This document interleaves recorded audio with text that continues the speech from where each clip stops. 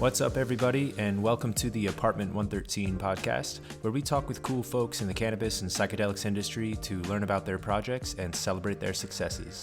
My name is Rob Sanchez, and this is episode 8. We're joined today by the founder of Industree Marketing, Nigel Despinasse. Nigel and I both contribute to Fat Nugs Magazine, which you can learn more about at fatnugmag.com, and we write cultivation guides for ilovegrowingmarijuana.com. He's got a great background in cannabis and a good perspective on the industry. Enjoy the show.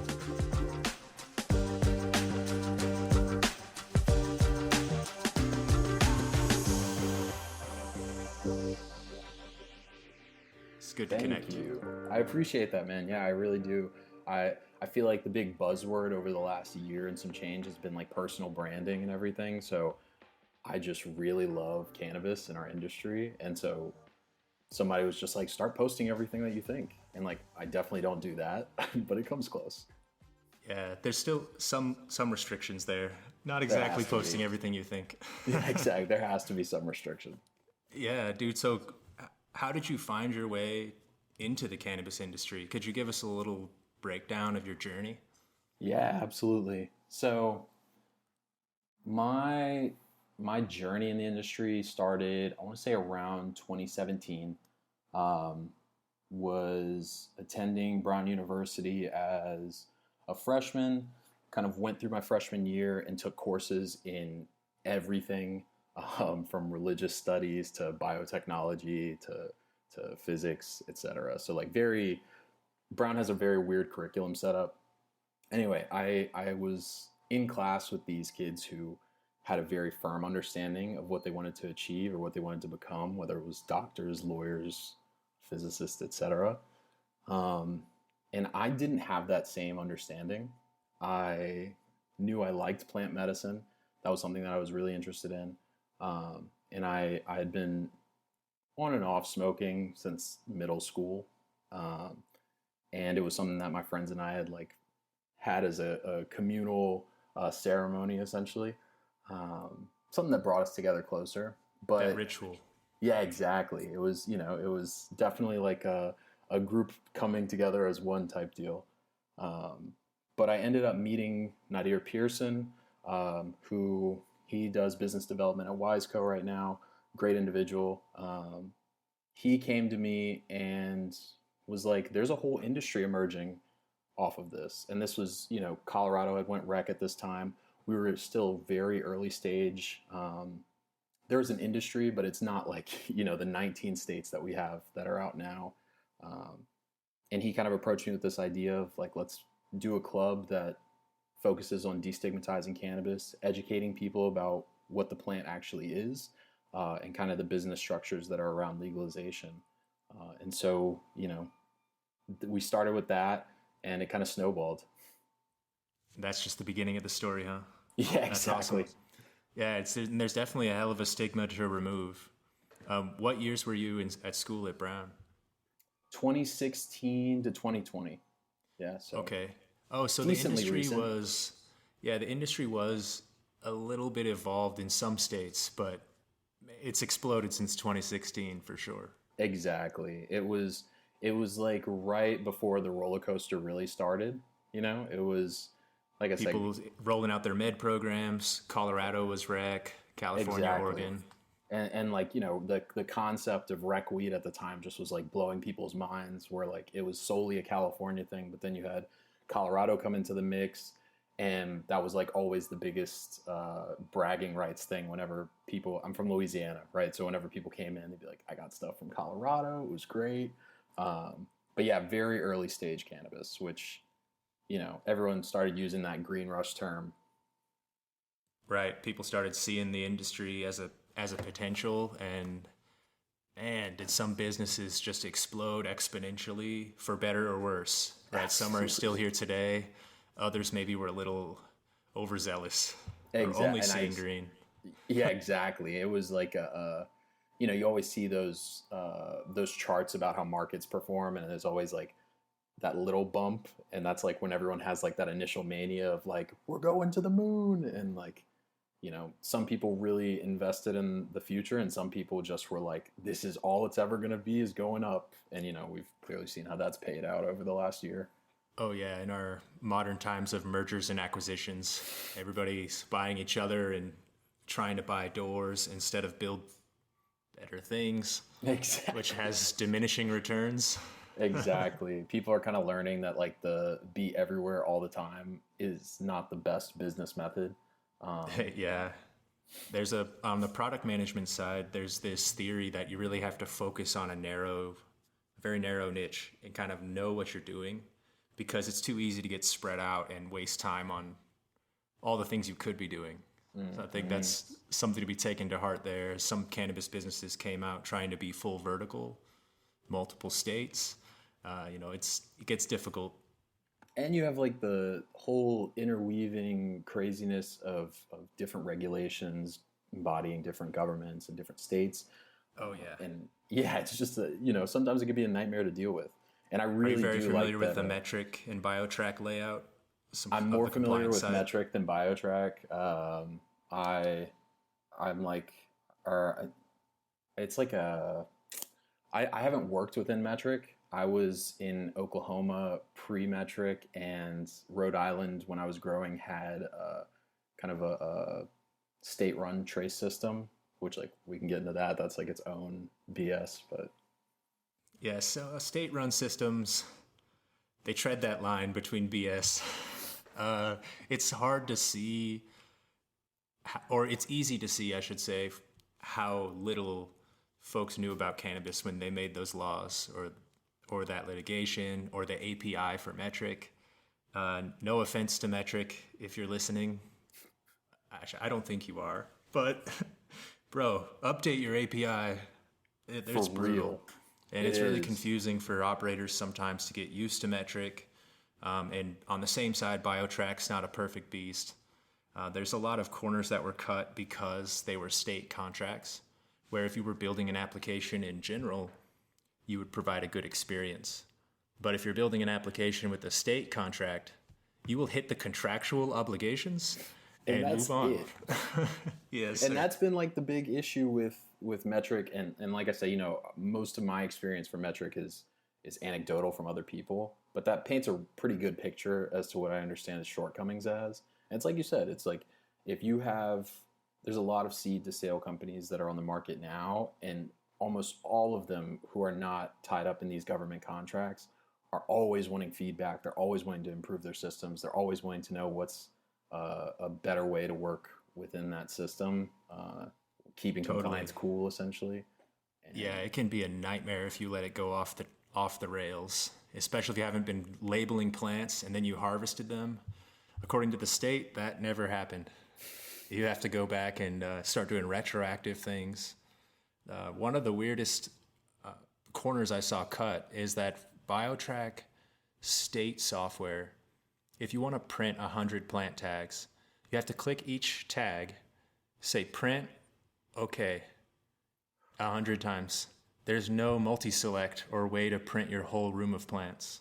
So I had a client that had about 800 plants in New Mexico, and we were trying to come up with a solution for them, and I didn't quite see that to the finish line, but you can imagine how time-consuming it would be to sit there all evening just to print your prop room. Absolutely. And then tomorrow is veg. It's a battle. Yeah, man. And especially, and that's like not even broaching the environmental issues with having 1 million tags that you can't reuse or anything like that. Oh, true, man. Yeah, with metric making folks buy those tags, it kind of encourages maybe questionable tracking practices, because you don't want to use it if every tag costs 50 cents a dollar. Realizing you might be able to like extract flower, run winterization, do some other things, then put a package tag on it. Like that kind of doesn't let you track every stage of production as well. But according to the state, you're good. Yes. Which is kind of where business lies right now. Yeah, and you already have taxes that are crushing cultivators. You have inclement market conditions to where everything is just biomass at this point. And then on top of that, you want to add inefficient practices for how to track your plants and everything. You're almost asking for like these metric magicians who come and figure out a way to make pounds disappear off the books. Like you're asking for that illicit market within the regulated market to exist. Yeah, problems arise. The one good thing BioTrack does is that they assign an ID that you don't have to buy tags from them. So that does help, I think, because you basically make a call to them and they say, all right, here's your tag number 67, which saves some time and that extra purchase step, that environmental concern. Some of that plays in. So for your issue that you were having where it was the 800 plants, is that like in a situation you could talk to BioTrack and essentially be like, hey, I have 800 plants, can you assign 800 tags? And they just give you a spreadsheet with all those? Yeah, the crazy thing is they already had the tag. We just needed to print them. So I talked with BioTrack and asked if they could, allow a multi-select or let us print more than one tag. And they said that, yeah, we offer that feature if you buy BioTrack software. So if you're using the state mandated software, they purposefully keep out those ease of use features into buying. So we set up a pretty fun solution.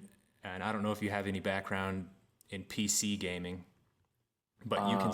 I've done League. I've played League a couple times. Okay, you might have seen it then. You can set up these macros with the mouse clicks so that like the mouse clicks in a certain point and then moves and clicks there. And we actually solved the problem by just setting up this crazy macro and just printing. Yep.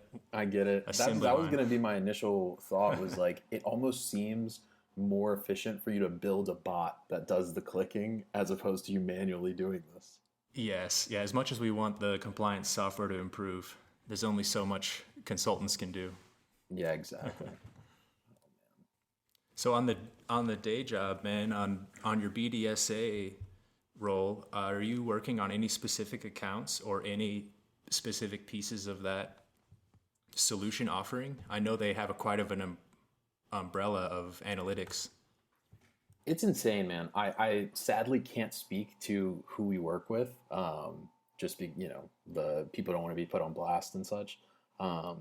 But I can speak to how crazy it is as a market nerd, a weed market nerd, more specifically, like having access to a treasure trove of data from a retail perspective, from a wholesale perspective, understanding what markets are forecasted to be like from a state level and a national and a international level in the next 5 years. It's just been really cool to go through. And giving you that eye in the sky. Exactly. So it is retail and wholesale? Yeah, and the wholesale is, they're like sharpening it as it goes, but you get a good understanding in a couple different states of what those wholesale markets are like, what the highs, the lows, the medians are. But like the coolest thing to me has been the market forecast, where you can see kind of things out on a 5-year scale. It tells you what the expectation is for, when we expect Germany to legalize recreationally, or, the state of affairs in Malta right now, or anywhere in Europe essentially, and then they have Australia too. That's been cool to watch. And then understanding, I'll dive into a market within Arizona and see kind of at a retail level what products are moving and what brands are kind of pushing the market forward. It's just it's insane. I didn't even know that we had this type of info. Yeah, man. The data set has got to be enormous. Huge. I started in software as a SQL programmer, writing like database queries and stored procedures. Yep. So that's definitely a SQL database I'd love to query someday. It's insane, man. And does BDSA gather the data from the applications, or do you have to export data to then get into the BDSA system? So we essentially have a panel of different dispensaries that will be a percentage of the market, and then we'll project out to the full market size whenever a state releases that size of industry report. Getting you get an understanding of what's selling, and then we project that out to kind of what that full size market is, which is awesome. Yeah, it's wild. Dude, that level of forecasting and planning is something that legacy ERPs have rolled in. You know, with Microsoft Dynamics, with Business Central, SAP Business One, you can run manufacturing and shops, and it's gathering all of this data. You can budget, forecast, plan. I think those features are really some of the missing pieces in seed to sale. And and you can speak to this as well. That's like the age old issue that I think we all run into is there's a bunch of new things being built within cannabis that already have an existence within like the normal world, so to speak, or within normal realms of business, but they have to be built within cannabis because one, companies are too afraid to touch things that are illegal, which, has its good and bad parts, right? And then you also have the aspect of it where there's certain nuances that exist, like a Uber Eats or a DoorDash couldn't really pick up delivery right now for cannabis programs because there's licensing that's involved in that and everything. But it also creates these inefficiencies because we have small teams working on big projects that affect the entire industry. And so it's kind of difficult to That's field a good requests. way to sum it up. Yeah, exactly. And it's it only gotten weird smaller. that there's like cannabis specific payroll, cannabis HR companies, cannabis task management, supply chain, cultivation, wholesale. But then you step back and ERPs started in the 70s as MRPs and have been running the world around us our whole lives. Like the supply chain, the way we fill stores and forecast sales, all that technology is there. It's more getting the cannabis industry to, I think, mature enough to start capitalizing on it. There was definitely a stage where we were in this very like caveman era. In my first legal grow that I worked at, our plant nutrients, our like fertigation recipes were on a whiteboard, and our harvests were on painter's tape with Sharpies. And if you get water on painter's tape, it's gone. So sometimes we would dub new strains or just guess how far along veg things really were. One of the guys leaned against that fertigation recipe, just talking with folks, and took the bottom half away. So we just redid it. No one knew it at that time. And it's crazy to see the Wild West that it's evolved from. I think you were early on in Oklahoma, you said. How was that experience when it comes to the Wild West? I'm going to throw it out, the disclaimer, all love to all people growing out in Oklahoma. You guys are doing a really hard job right now, and things are crazy out there. They really are. Now, to speak my heart on it, it was an absolute shit show, man. It was it was an unregulated minefield when I was out there. And a lot of things have changed, right? Many, many things have changed. And I've worked with a lot of people who are out in that market more recently. And it seems like things have kind of gotten together. But I started off out there doing harvesting and trimming, started a company with one of my friends, and we were out in Tulsa. Be careful with friends that you go into business with. Things went left. We split. I did my own thing for a little while. One of our clients ended up appreciating the level of detail that we did our work. So they brought us in as growers. And so I worked out there a little bit. Nice. Okay. Yeah, man, there's nothing that starts a cannabis career better than hours and hours spent trimming over a bin. If you make it out of the trimming stage and still love cannabis, you're meant to be here. There's like no doubt in my mind. The only thing after that is probably up potting, like ones to threes. Yes. Imagine doing that for half your day, and you're pretty spot on with what cultivation is. And that's literally it, man. It's like, cutting clones, transplanting, waterings, and then cleaning up. Yeah, I was going to say, cleaning is just, I was surprised at how many times I mopped the floor and cleaned the lights and the walls and the trays. And man, it was like a mix between like a home cleaner or like school janitor and construction worker inside limited confines. Exactly. And it's really like a Karate Kid, Mr. Miyagi type experience, because like you're washing every day or you're mopping the floor every day, and then like pieces come together and you're like, not that this directly relates to mopping, but like you see leaves yellowing and you're like, we need to get a little bit more nitrogen in there. Or like you start to, it's like in The Hangover when Zach Galifianakis had all the numbers running behind him in his head. It's like pieces come together as you just spend time in a grow and watch people work and kind of get game and soak it up from other people. Totally. But really, it's like a game of patience and sterility, like being as clean as possible. And I think that facilities in general are better at that sometimes now than they were before. When I was cultivating, we didn't have to, it wasn't to the scrub stage yet. Folks were just walking in with their shoes off the street. It was a mess, man. And that's how it is, man. You know, like I had like a flip-flopped experience from in Rhode Island. I was working in a 10,000 square foot facility. Shout out to the good people at Bonsai Buds. You guys taught me literally everything I know about growing this plant. That's like, you know, a little bit later in the college journey, but that was a little more professional or a little more pharmaceutical perhaps in the approach.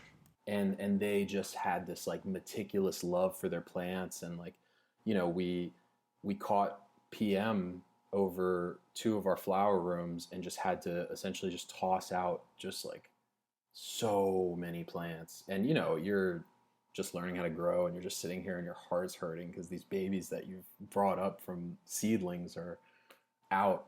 And, but they did the right thing, you know, which I respect. You got to cut the roster when they're not performing.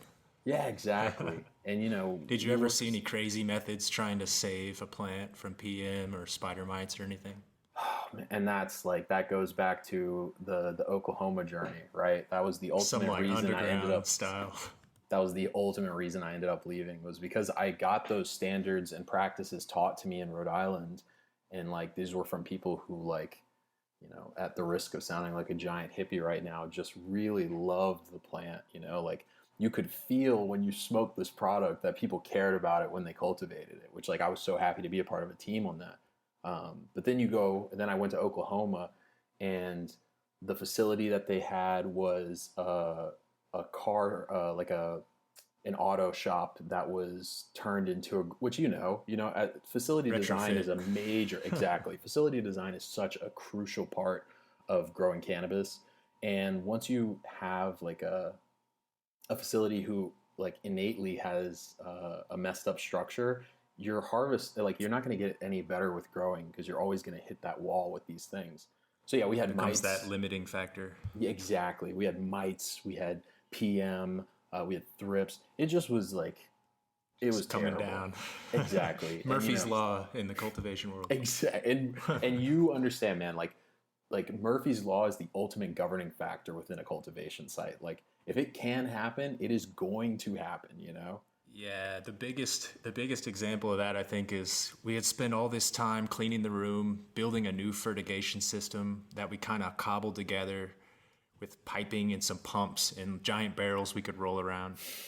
It was all pretty fresh. We watered 2 days, and I came in the morning, and about a quarter of our AC units fell into the garden. So the fertigation stuff we set up didn't even matter. It was just that room was done. Yeah, I was about to say at that point, there's like no saving this, you know? And it's you don't crazy. I'm sure there were still weeks to go on it still, you know? Oh yeah, that's some weird occurrences there. Or you're going to, at least in my day, you know, we had to clean the glass panels and put them back up in the lights when it was like HPS lights. Yep. Just because the lumens would be diminished by a dirty glass. For sure. Diminished, it's that, like, probably barely, but these guys were trying to cut all the corners and optimize. So we were cleaning, and sometimes I'd go to put that up and like bend it a little bit, and that thing would just shatter, you know, down into plants. It was a wild experience, man. Same grow I was in, we had a crazy spider mite infestation, and the first attempt was to just try to shop vac the spider mites off the plant. You can imagine that didn't work very well. These are like the hilarious stories that I feel like need to be kept alive, because as we move into this like future of cannabis, it's going to people will be like rolling over hearing those stories. Exactly. Which, like, you know, people are just trying to do what they can to get their product right, which I get. Yeah, I mean, in comparison, I've implemented some software for grows that are million plus square feet where nobody goes in the growing chambers and it's automated. They're pulling out trays, it's completely pristine. The industry has figured it out for the most part. Just some of the businesses had to start and get over some rocky times. If you don't mind me asking, would you be down to say, also before you even drop names, sponsor this podcast and get more brand recognition on here. But could you say who those systems were? They were all Canadian. Okay. The only one I think I'm out of NDA on is Afria. Okay. And that's up in Ontario. So I got to go out to their grow for some time. They were implementing 365. Okay. And we got to work with the teams and really understand their whole workflow. And even having that background from a 40,000 square foot warehouse, there was only so much I could relate to 1.2 million. I don't even know it's how, unreal, man. That's like that's like the same, and it's all those Canadian LPs who have these like crazy footprints, because like the Aurora Sky facility is another one that was like I think 1.4 million square feet, and like kudos to you for attacking that head on, because that is paralyzingly terrifying. They're beasts, man. This Afria one that I was at had converted from a tomato grow or tomato greenhouse. So it was actually based in the tomato capital of Canada by the Heinz ketchup factory. So easy transport. Yeah, right. You're going to have the Heinz wax Canada factory next. Exactly, Heinz concentrates. Or yeah, exactly. Infused ketchup, man. I take them up on that. That Kiva just released an infused ketchup. Yeah, I saw that, dude. I think I can dig that. Or some hot sauce, maybe. Agrees. There's Saucy, if you've heard of them. There's like, yeah. I've got to stop shouting out brands on this. I put brand placement. Somebody sponsor this this podcast for sure. Right, we'll get some of these brands on too and learn more about them. Love that. There's so much being done in the industry, trying to use the product differently. Extracting, putting it in something else, edibles, tinctures, topicals. Mm-hmm. What do you think about just longer cured flower? It seems that it's so obvious that you could cure longer, but just the market pressures cause it to be cured 7 days when it could go ironic. 30. It's super ironic in my mind that exists, because, I'm not sure how it is in Nevada, but, I'm in DC right now. So if you go and buy flower, the manufacturing date was literally a year ago. So if they have the time to cure it, it's going to sit on the shelf. Exactly. So my mind, it's probably doing some of that cure while it sits, but it's not as good if you can't burp it and give it that time to mature. Yeah. And I think that's something that's been like a very, you can speak to this too. The importance of drying and curing, not that it was diminished by any means before, but now I feel like people are really understanding how much of a science it really comes down to when it comes to solidifying these terps and these flavonoids and these cannabinoids, and like having them reach like a full level of maturity before going into packaging and going out. Yeah, right. Just letting those psychoactive compounds really reach their peak before you lab test.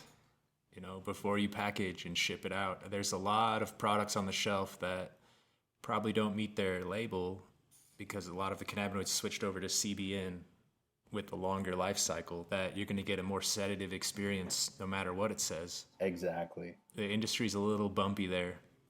And I had a master grower that would cure some plants. He would grow once a year outdoors, cure about 6 months, and keep that like tightly jarred and in a dark space, and every once in a while he'd break it out for us to smoke if it was like a big harvest or we had some kind of celebration. I love that. I've got to say, that long cure, man, it's beautiful. It really gives the plant some time to come into its own. And you tell me, because I haven't had flower that's been cured very long. I've had the great fortune of having some aged hash, some like old school Temple Ball aged hash, and that's tasty. Been so tasty, man. And I won't like go into a tirade of it, but like that's kind of become my newfound micro passion within cannabis. I've just like loved learning about hash history. There's a lot of like ancient history with like hash and the cultures that would burn it for rituals and all kinds of stuff involved there. Absolutely. With still some ancient practices happening with like dry sift in Morocco, and just it's pretty wild to see. And it's crazy whenever you've probably seen the videos. There's some really cool Instagram pages that people should check out of individuals who are like still in these producing countries. That I'm kind of working on something on this right now, but the hippie trail is something that goes from Europe all the way through the Middle East, out to Asia, and it's like this trail that hippies just inhabited in the 70s and the 60s, in these hash producing countries. But you still have Instagram, people on Instagram. There's like, I'll shoot you some to put in the show tag after this. We'll get in the show notes. Yeah. Yeah. It's crazy. So they're still living that like 60s, 70s experience, making quality hash and traveling the countries, huh? And I wouldn't even say the hippie experience, just because it's almost impossible for us to ever get back to that like level of friendliness and purity out there, which is really tragic. Right. Society isn't as naive as it was, so acid doesn't have that same magic. Yeah, exactly. At least not on a large scale. It's radically transparent, all the things that we can see, and like war has torn these places apart like incredibly, like to incredible amounts. But there's still people who are cooped up, or they're I don't even know if they're expats or who. Some of them are forthcoming about who they are. Some are anonymous, but you see these people doing these dry sift techniques, and like, I don't know if you've seen it, but like the cannabis in the burlap sacks, and they're smacking it with sticks to create that dry sift. Right. It's crazy. It's a journey. It's true. Some craftsmanship for sure, bringing it up from the land, especially in some of the locales. It's not where you would imagine cannabis growing. Yet that's some of the origins. And it's like a very dry, arid climate that still works. I saw some folks that were drying all their plants along the rooftops, and it just basically, if it rains, you miss that one.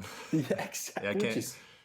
Which is crazy, like we have I feel like, and maybe this is like I don't want to go down the whole rabbit hole of like profit and capitalism and all that stuff, but like maybe that's like a big tie-in as to why people care so much, or why other ones don't care as much. True, right? If they're trying to flip it and really profit off the plant, you can't lose anything. Yeah, exactly. But if it's just your way of life and something you're doing on the side, you're a lot more humble probably about what nature deals you and just working with the hands you get. Exactly. Like, I'm sure nobody in Marrakesh is building out insane dry rooms or cure rooms or anything like that to age their hash or anything. It's like you said, it's like what the fates deal in terms of nature is what's happening. Yeah. It's interesting that hippie trail you said it's kind of going from Europe into India, and originally the cannabis journey started a little bit near India, like in China and Russia area, and then traveled to Europe via the Silk Road. Yep. So then the hippies are just like traveling that back the other direction. I'll go wherever this plant came from. Yeah, exactly. Which that's like an insane take. I never even thought of that. That's like the inversion of kind of what the plant traveled to spread apart, and then now what people were taking for hash producing countries. That is interesting. Right. Yeah. And I know that the Silk Road was a big deal. And then like those nomadic societies, like Mongolians and folks that were traveling around all the time, throwing their seeds or something in the ground, realizing it grows. Cannabis is actually one of those first crops that probably led people to be a little more stationary and really farm or create grains and seeds. And the use of cannabis being so essential there for those cultures, like as a source of food and energy, it's unreal that in 100 years or 200 years, the whole globe has illegalized the product and made it like a narcotic that you can't grow or have. And it's in this 18th century literature for medicine. there's quite a disconnect that I think is related to control, which is I probably think for it's another very much episode. yeah, I was about to say we could have a whole panel go about prohibition, but in my Right. mind, it's like making an entire plant illegal for one compound that it produces out of 130, 150, whatever the number um, is almost like making fungus illegal because you can either trip on mushrooms or get ergot to make LSD. You know what I mean? Like it's a really foolish concept, but Yeah, something naturally occurring. yeah. And I've It's got it hard. right here. I've got the.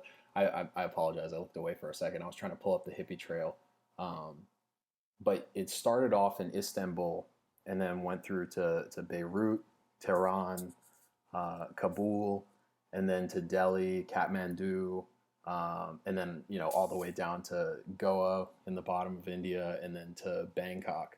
So just this crazy trail of just all of these ecotypes and land races that it's like you said, it's these places where you come across it and you're like, weed doesn't grow here, but like over generations of time, these plants have like made this their home, especially like essentially, Yeah, yeah, that's what that weather, those harsh environments, we're all thankful for that pressure over the generations of plants as it's created that terpene profile that we all like gush about, that everyone's like smelling, and that powerful aroma and flavor really comes from just trying to protect the plant in rough environments. Exactly. And that's like a whole thing. There's a couple people, sorry if I reference LinkedIn a lot. These are just where I feel like a lot of our industry lives, Instagram and LinkedIn.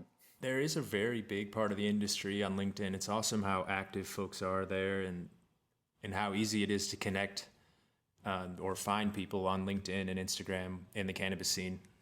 Absolutely. Yeah, I mean, we're a great example. I feel like me and you connected through Fat Nugs and ILGM, and then, we hadn't been able to sit down and have a face-to-face, but then you messaged me and were like, you want to do my podcast? I'm like, of course I'm going to do your podcast. What do you mean, Right? Old hat already.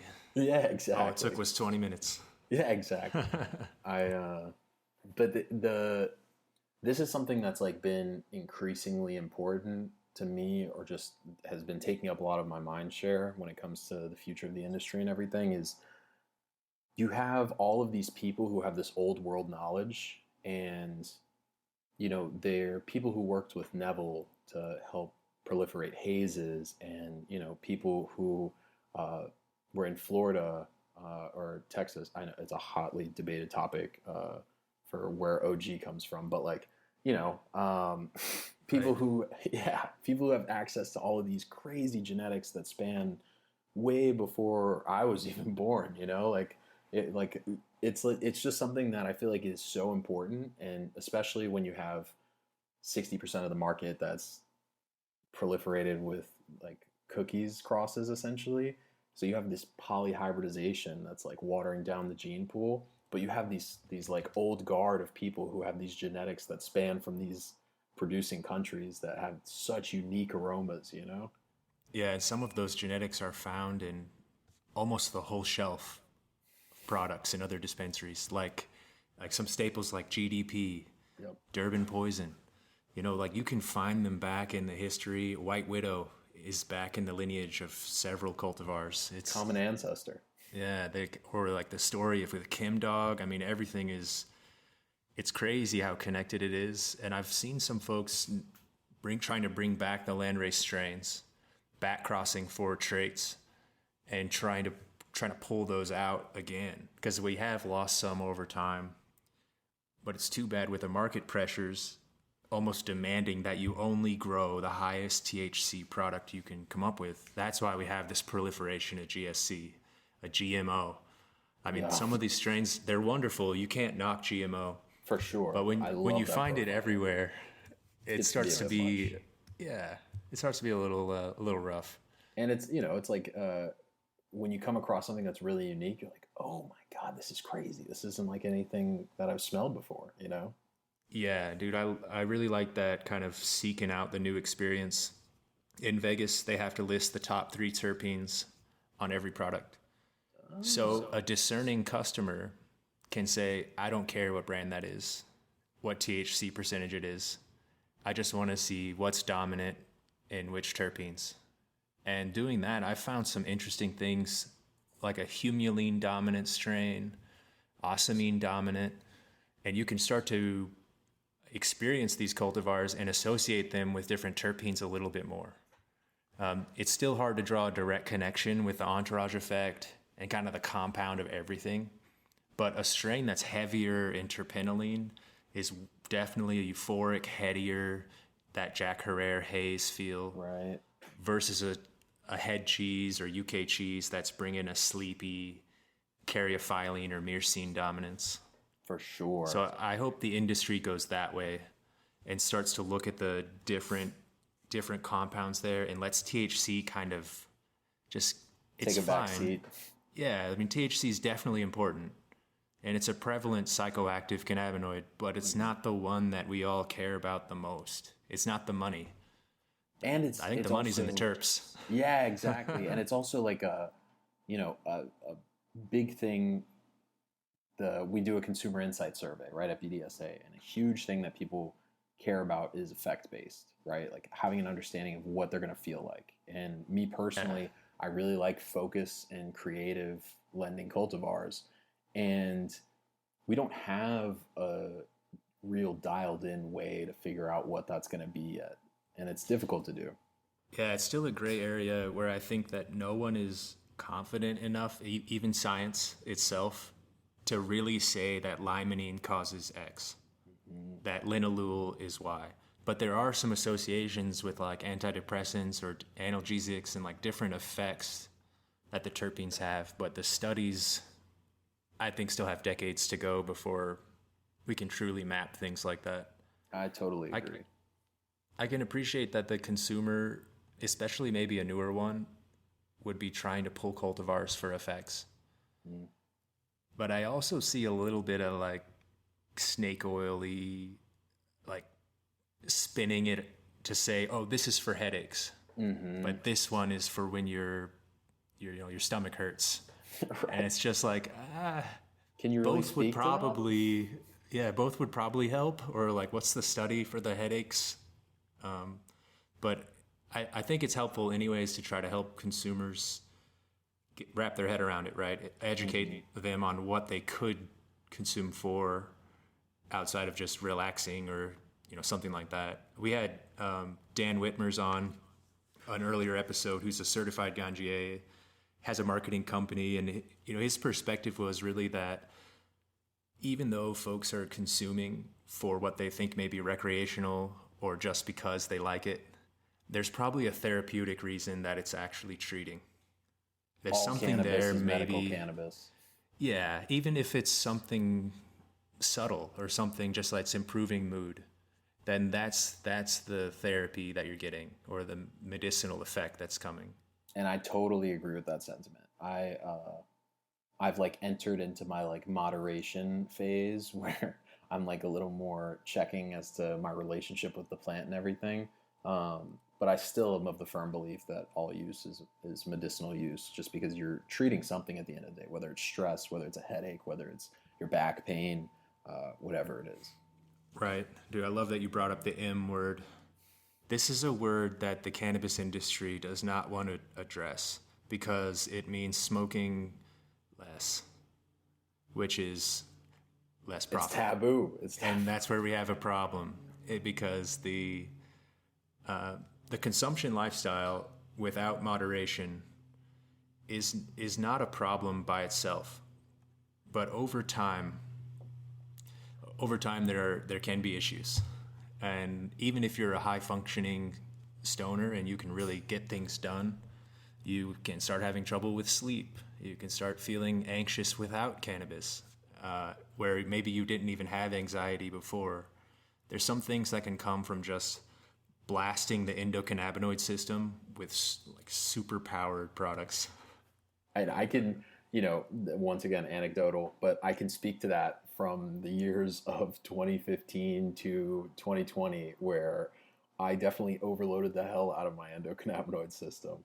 And I think, it's a person by person basis, right? Like I think something that like what you just touched on is very much a taboo subject, I feel like, in our industry, because we're so focused on having people understand that this is a beneficial plant that we don't want to dip our toe into the negative effect end of things for fear that it's going to hurt the movement, which I totally almost respect. Reverse the direction. Exactly, because it's something that people can latch onto and be like, this is why it was illegal in the first place.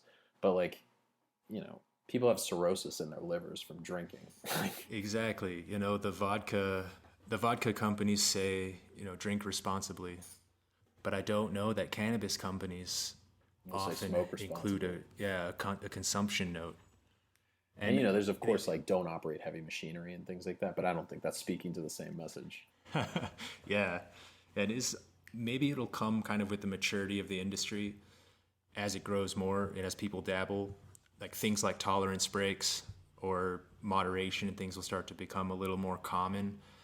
Unfortunately, I think that the pop culture vibes are just that, you know, smoking all day, every day is cool, man. And everything's fine. And I appreciate those folks. And I kind of am that person at heart. But I'm trying to moderate and trying to find a more respectful relationship so that it's not driving, right? Yeah, and I think that it's actually helped a little bit in pushing back my consumption. I found that I get more effects. The smaller amount is more powerful, or I'm kind of left in a very like elated state where maybe before I couldn't really reach that or get the full potential. Yeah. And you know, there's some, you know, that's like an interesting point that if you've ever listened to the podcast, he always has on breeders and different people to talk about, but like ubiquitous across breeders, there's just some cannabis that like hits a ceiling once you get high enough from that. And then there's chem dogs, which have no ceilings and they just go and go. They go until you put it down, you know? Yeah. And I'm a big fan of having a little go a long way, just because, like you said, I'm trying to be more intentional with my usage. But I'm also a culture kid. So like you said, right? Like you have that like internal beast within you who's like, I toke. But like, yeah, let's roll up, man. We just woke up.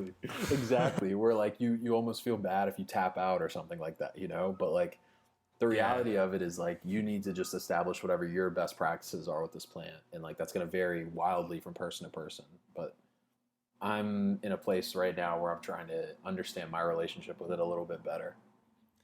Yeah, and I wonder if over time we'll see some of these lower THC strains coming more into the scene again, or CBD strains being brought into the extract world, you know, so that you can take a dab that's not 97% THC.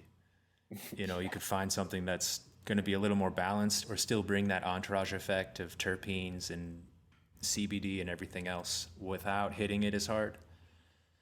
But it's a weird conversation to have, man, because of the industry push and kind of the perception of consuming and the stigma that we're trying to get rid of. I think you make a good point that it's almost pumping the brakes to talk about moderation. Exactly. Whereas like we've been hitting, you know, we've been hitting the gas like crazy in terms of just, you know, not to make a pun out of it, but like crazy trying to get this push to have weed be normalized. And right. It's a tough balance to strike. And like maybe we get to the point where everything's normal and then we start addressing the bad stuff, but I don't think that's the right way to go. Yeah, unfortunately there's going to be some fallen folks because we do it that way. You know, they're going to fall into the very, very habitual use for one reason or another. But I see that poster behind you, the Devil's Harvest, the Smoke of Hell. I've got a poster up here, the Reefer Madness. And it says, marijuana, the enemy of the youth. I want to say, so mine is Reefer Madness, and it's adults only, the sweet pill that makes life bitter. Women cry for it, men die for it. Drug-crazed abandon. Yeah, this one says drug-crazed abandon. What living hell was like. Innocent youth, victims of marijuana. Men will fight for it. A menace worse than death. And it's, Worse than death. Worse than death, Bro. which, that must mean death is sweet, It's brutal. So, I mean, that we've come a long way from those stigmas of the like propaganda times. And, we're able to have these kind of conversations on the podcast and talk shop. Absolutely. So I think that stigma is kind of removed, but it's still like imprinted on like the zeitgeist, on the greater society, sort of lingering there on the edges of perception. Exactly. And like, the cultural ethos that kind of permeates, like, even when you eradicate something, that ethos still lives on past what the education calls for, right? So, the war on drugs, we have a huge cultural awakening to people understanding that this was a terrible way to invest our time, money, and energy. And it's only disproportionately affected people who have gotten screwed by America. And, maybe people need some weed to relax, or maybe they need some balms to help with their pain, or it's all about relationships with drugs. That's been, kind of from, I won't expound out on my drug policy, but I do think it's more about consumer education than it is about making things illegal or inaccessible, because then you have the whole fentanyl crisis going on right now, and that's happening, across different drug classes. That's not just opioids, Yeah, that's really scary, man. Extremely. Yeah. And I've heard things about thankful that I wasn't weed. deep in the scene when fentanyl was a thing. It wasn't Ditto. a worry when I was kind of bouncing around and doing the things. Yeah, dude, I completely understand. And now you've got to be strapped with a test kit, and like, highly urge everyone listening, if you consume any types of drugs outside of cannabis, I've heard of the fentanyl laced weed, never have like come to contact or know of anybody who's seen that. I don't know the merit that exists, but Anything else, man, it could be lingering. yeah, exactly. And like, I think drugs are just like, our relationship as Americans with drugs need to change, because it's not this evil tool. And you'll see it, right? California, Oregon, like these places who are radically changing their drug policy towards psychedelics. It's making a huge difference with kind of our relationship with it. But like, for the most part, people still think if you take LSD, you're going to jump out of a window thinking you can fly. And like, that's not the complete reality of things, I think. Right. You will pull up that anchor of sanity a little bit, but for most folks, it settles back down a few feet over. Exactly. It's not that big of a trip. And you need to open your doors of perception sometimes. I just think we have taken a really extreme and harsh approach to drug policy in the U.S., and maybe cannabis is the first layer of that onion that we peel back. And maybe it stays there. I don't know where we go with this, but I do think this is helping change people's minds about drugs and their perception of drugs, which is huge. Yeah, and just having the conversation and encouraging the like education and kind of understanding across the board is the best we can do for now, because I don't think anything's going to change with the industry racing for the finish line and every country seeing that tax revenue. It starts to become just a conversation of economics rather than like socio-spiritual. Exactly. And that's like I had this discussion with someone the other week where I essentially I said, I'd be down if we just legalized cannabis medicinally across the country, and, kind of left the rec thing up to the states and however they want to deal with it, which, I feel like a lot of people won't like that. But I do think that a lot of quality and a lot of things that make cannabis such a great plant get lost whenever it becomes a race to commodification. People are trying to get the lowest ticket on a pound. It's all about moving biomass, getting distillate out to the market, slapping different pretty colors on packaging so that you can have a brand that resonates with somebody who is a hiker or something else. You know what I mean? It's not the same. Yep. That's the capitalism grind that's ongoing right now. Exactly. It's rough, man. And like, I don't know what the future of cannabis, which like, I'd love to hear your thoughts on it, because I think there's a whole lot of research that's going to be done on the medicinal end, and kind of, we just had a cannabis research bill that got passed in December. I think that's going to do wonders. We just had a veterans bill that just got passed to where they're going to try and lighten things up for the VA. I think we're going to get a lot of dope insights from that, I think we're going to get a lot of actionable things that people can start making products that aren't just, I love joints. I love joints. Joints are my favorite method of consumption. But like we're going to move beyond that into something where people will have an understanding of a standardized effect, which I think is going to be huge for getting like the general buy-in of society. Yeah, dude, definitely. And starting to change that perception that cannabis is not a utility or a commodity. It's an experience. It's a narrative. You don't just read a book.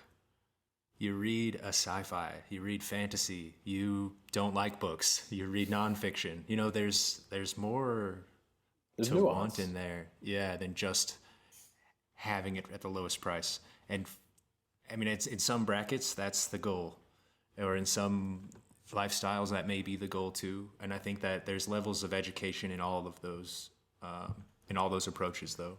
I totally agree. That's like something that I feel like permeates throughout our industry is like everyone's saying like education, like an educated consumer is key.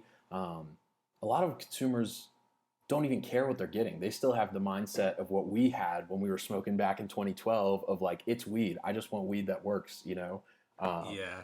So, and I think it only comes with like time in the industry or around the plant and with the product that you even entertain those thoughts or those exactly, which is why people care so much about effect-based marketing, right? It's because they don't even want to care about the science of cannabis. That's only for nerds like us who like are really interested in what that whole weaving of effects is and kind of what that science is that creates what we experience. Some people just really want to go and be like, I miss having a giggly experience in high school. Let me buy these Chiba Chews that'll make me giggle or whatever it is. Yeah, or I need to sleep, so I need something more sedative. Exactly. And maybe that'll come in whenever we start saying, think of CBN as your more narcotic end of things, or maybe that'll be it, more cannabinoid experience, and then like we'll try to Trojan horse terps in there somehow. But it's a I'll rough be in battle. that horse. You're a big terp guy, which I respect and I appreciate. I need to get some game spit from you about terps because I definitely love that nuance, and I give all the credit to the Las Vegas market for kind of training me to be able to see what was tested and then taste and experience what's probably in the jar. That being said, it's aged and it's probably different, right? But it's close. What's been your experience with the bud tenders in Vegas? Has it been like a very, are they educated? Are they knowledgeable? Or if you say, give me 5 of the most diverse terps that you have, give me like 5/8 jars of those. Are they going to be like, oh, I've got like good in mind, I've got some that I'm thinking of? Right, ideally, but I think that it's a little hit or miss. Sometimes I've found those bud tenders that have done the work or have the previous relationship with the plant that they can talk shop or that they're really aware of their products. But then almost like the consumers that would just like to skip that nuance, there are bud tenders that this is their job. Yeah, it's a job. It's like, I come here and I get paid and I leave. I get it. So I think that it's hard to put the onus on bud tenders as the educators, but they are right on the front lines.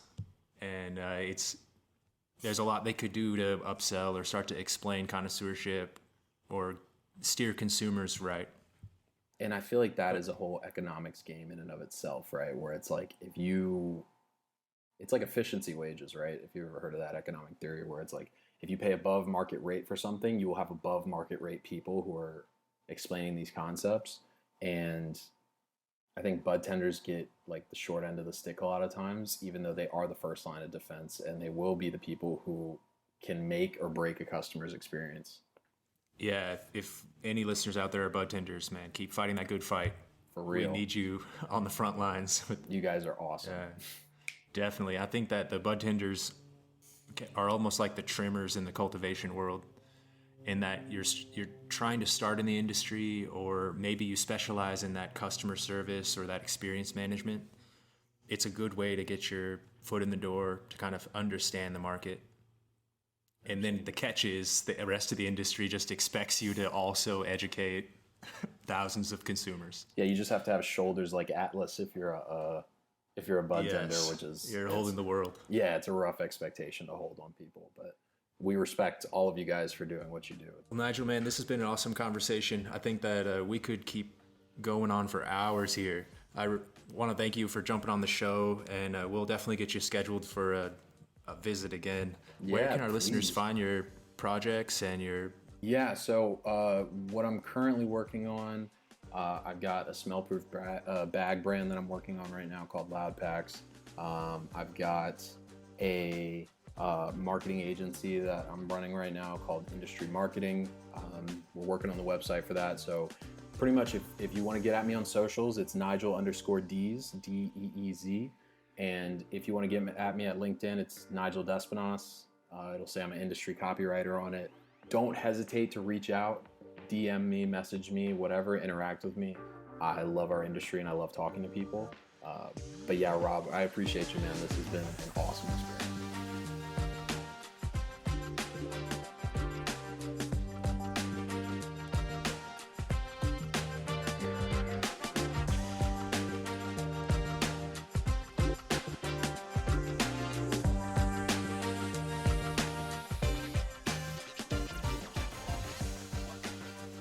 Thank you for listening to the Apartment 113 podcast. For more information about the show and our range of services, visit apt113.com.